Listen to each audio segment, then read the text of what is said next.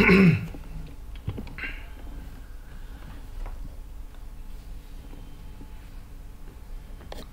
today we are going to discuss about depth first search. So depth first search is a very popular algorithm for searching, and also we are going to see the breadth first search, which is called BFS.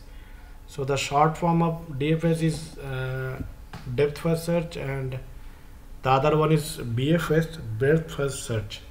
So there are plenty of application of DFS, and in DFS we used to search the element in a graph or a tree across the depth. Okay, so sometimes what happens that we used to encounter with the sometimes the element that you are searching for, you might not get it on a certain depth.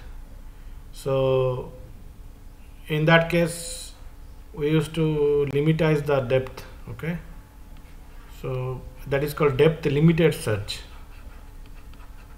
Depth limited search, these are the variant of depth first search. Okay, and then sometimes it is also iterative deepening search, but this searching algorithm like depth limited search is used in artificial intelligence, and depth first search is known as uninformed search.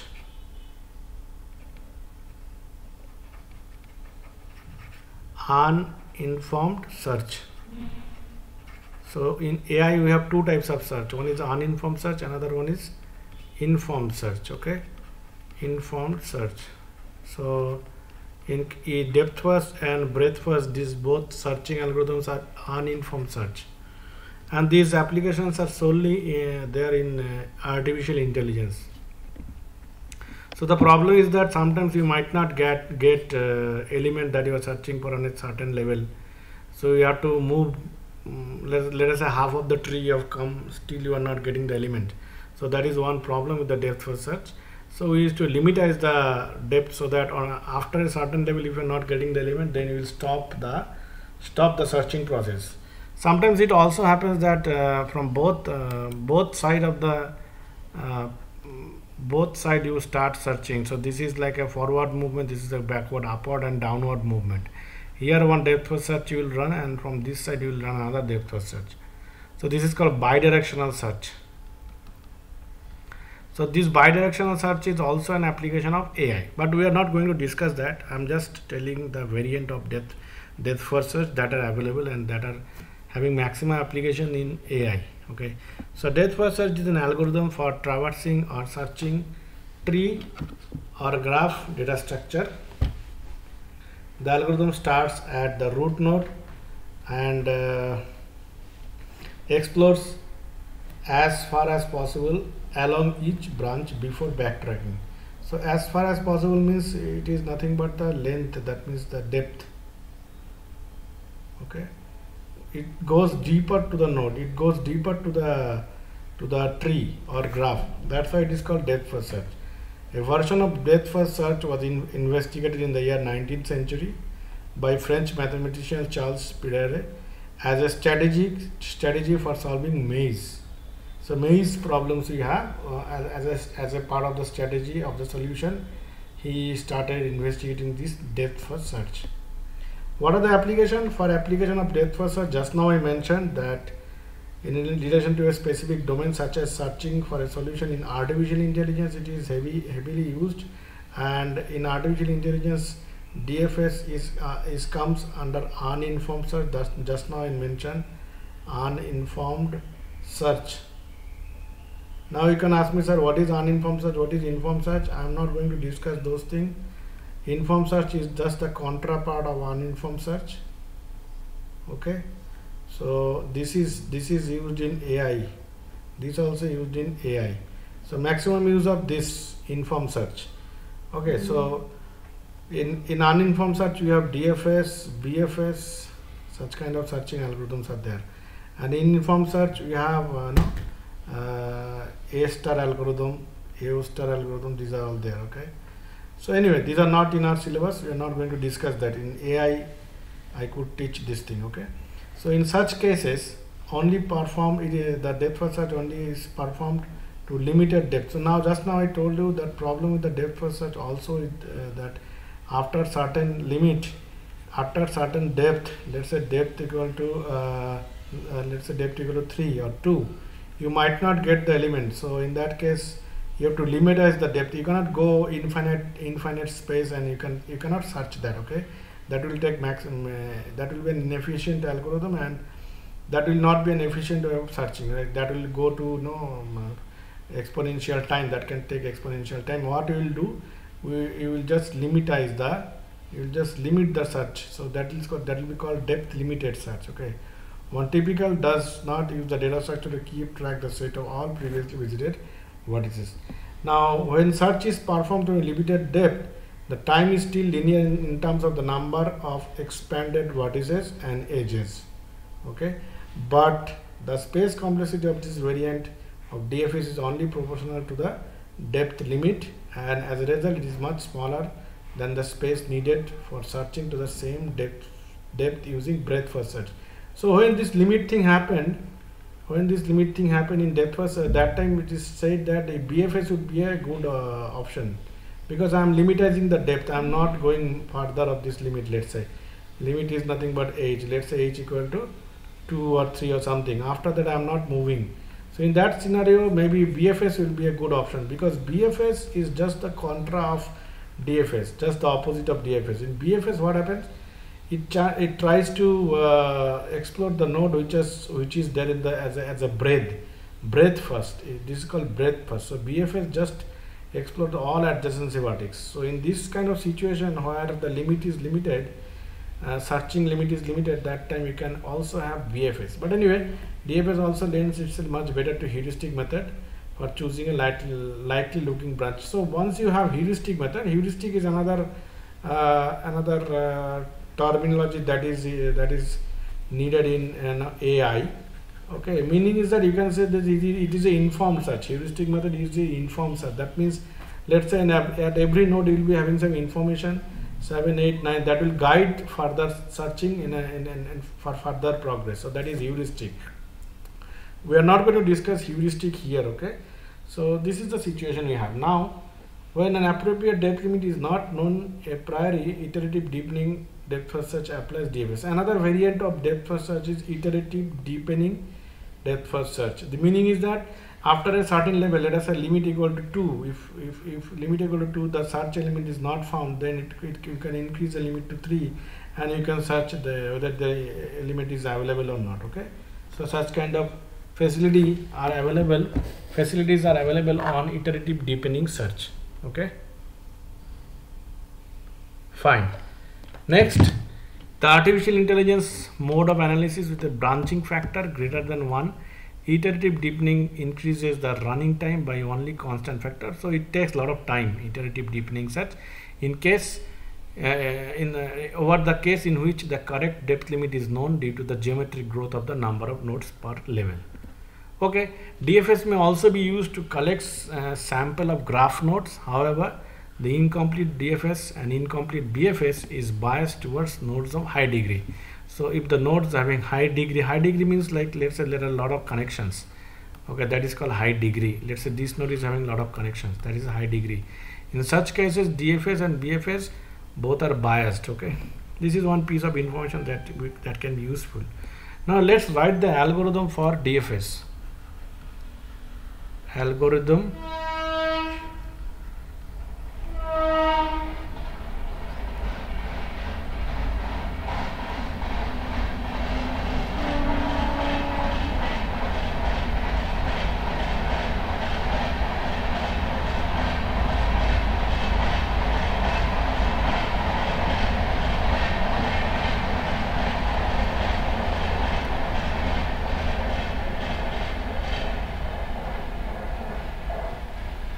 Okay, so what are the steps? First, step number 1,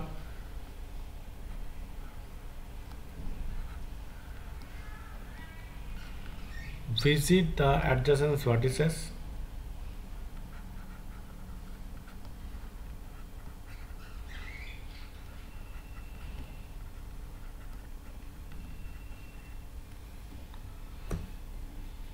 or adjacent vertex, whatever. Visit the adjacent vertex, let me write.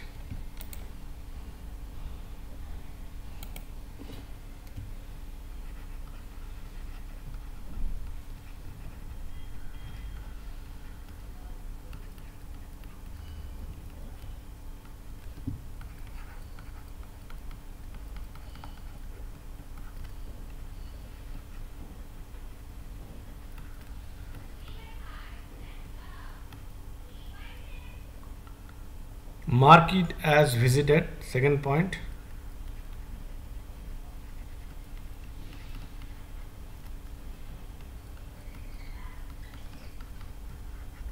Third point is display it.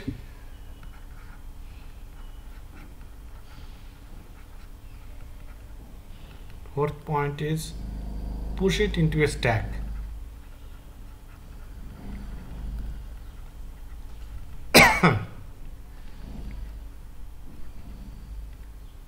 First point. So here one information is that we need stack data structure for implementing DFS. Second point, if no adjacent vertex is found,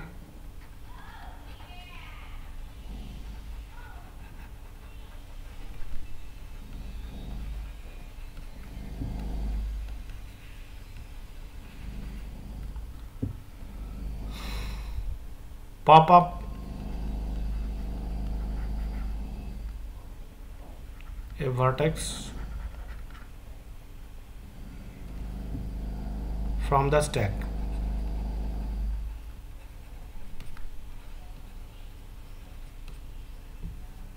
It will pop all vertices from the stack .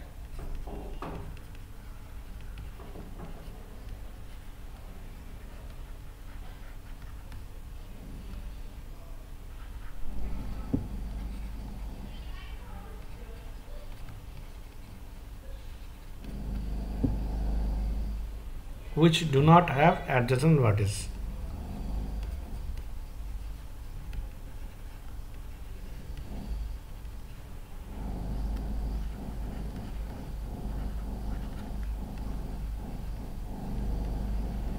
Point number 3 is that repeat step number 1 and 2. Repeat step number 1 and 2 until stack is empty.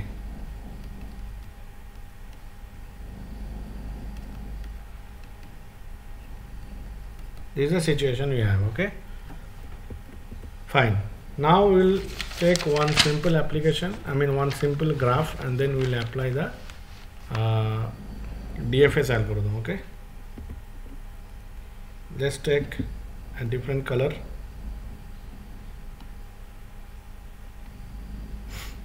So let's say this is my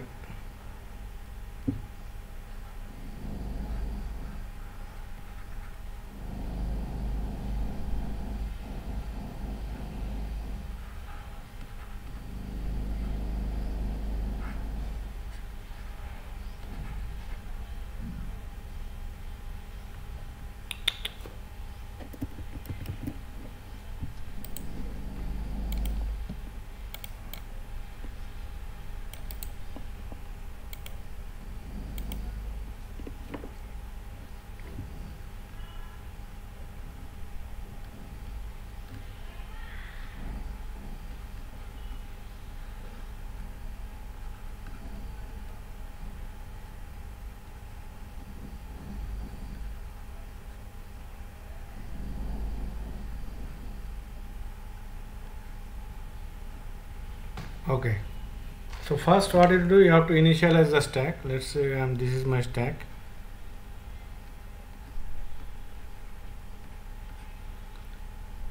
And then mark P as visited vertex. This is our first vertex. Let's say starting vertex is this one. So mark P as visited vertex. So let us mark it visited like that. Okay. So push the if no adjacent vertex is found, pop up. Okay, so push it into the stack. This one, first line, push it to the stack. P has been pushed. Now what are the elements adjacent vertex P has? P has A, this one, and this one. That means A, N, R. Now, if in this kind of situation, you can take anything, anyone, no problem. Normally the alphabetical order is maintained. So next vertex that we are going to visit is nothing but A. Okay, so mark A and push it to the stack.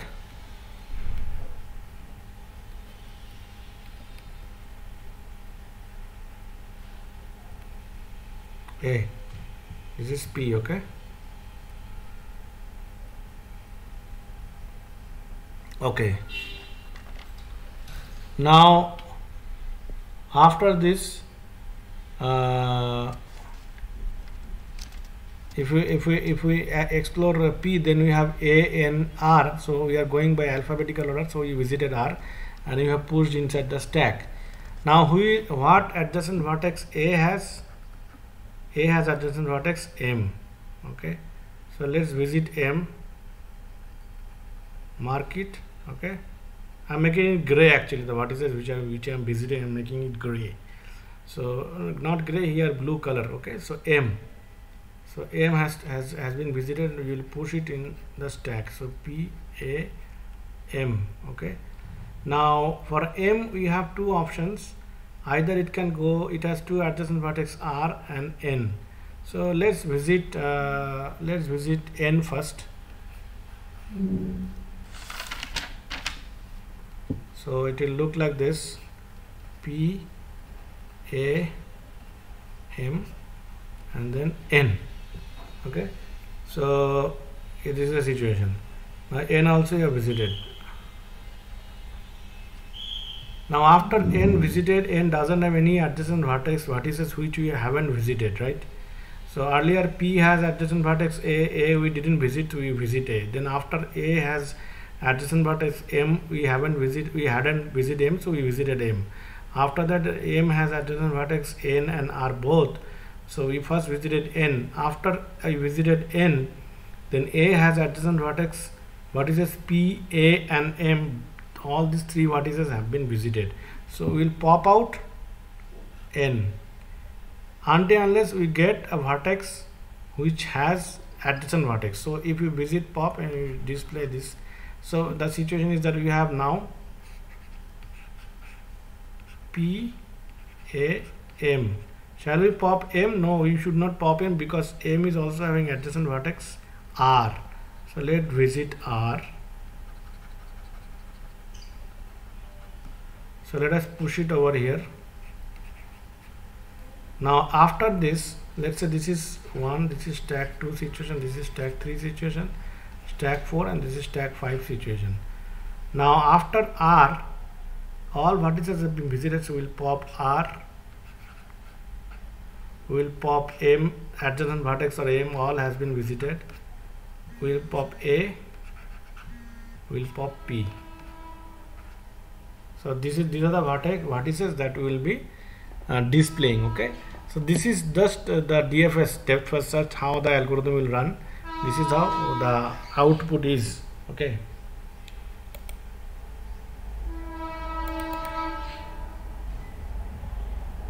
okay, so I hope you understood this concept. Give me 30 seconds.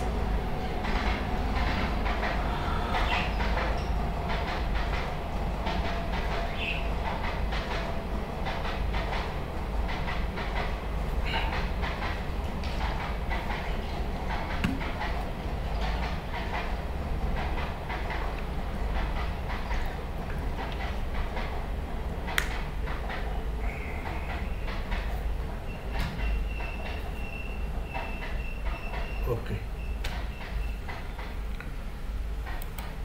Next we are going to see breadth first search. Okay, so breadth first search, in short it is known as BFS. Okay, so first we are going to write the algorithm for BFS.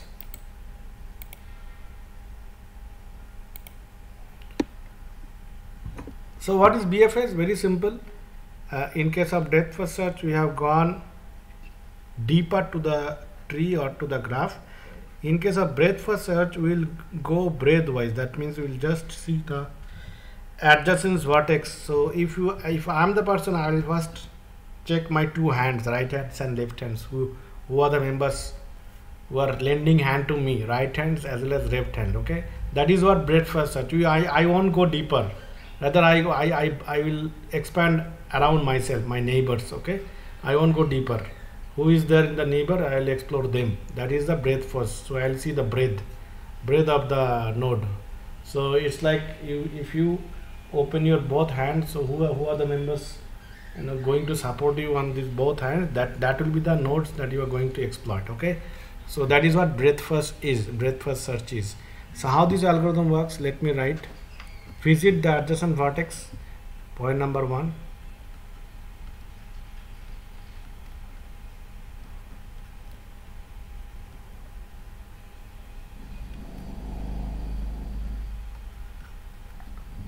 Mark it as visited.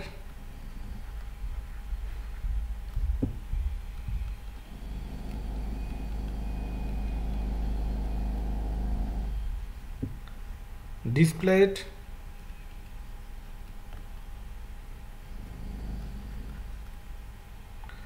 And finally insert in a queue.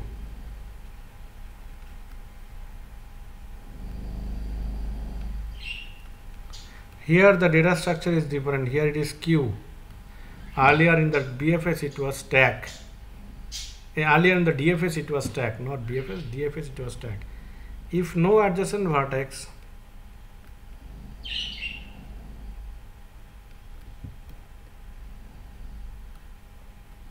is found,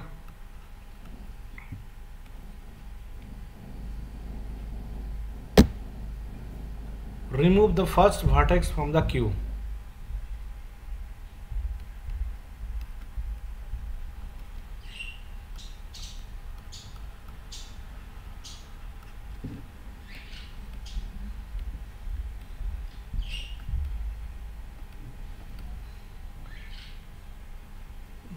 Point number 3, repeat step number 1 and step number 2 until the queue become empty.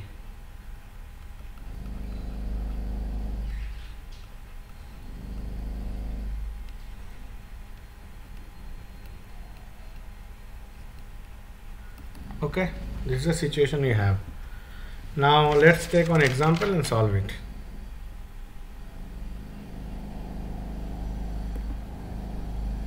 So here I'll take the example.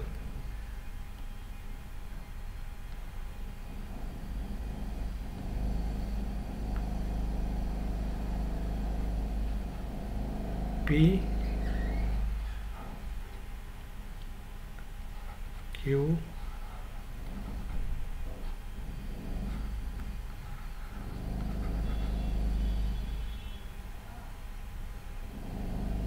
or you can take here A.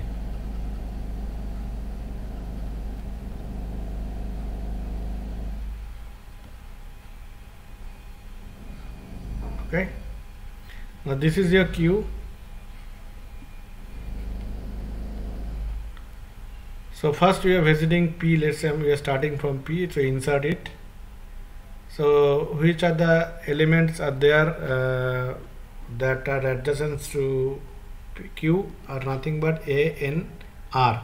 So you have to write A, N, R, and then you pop Q. Okay, pop Q, because the adjacent vertices of P has been explored.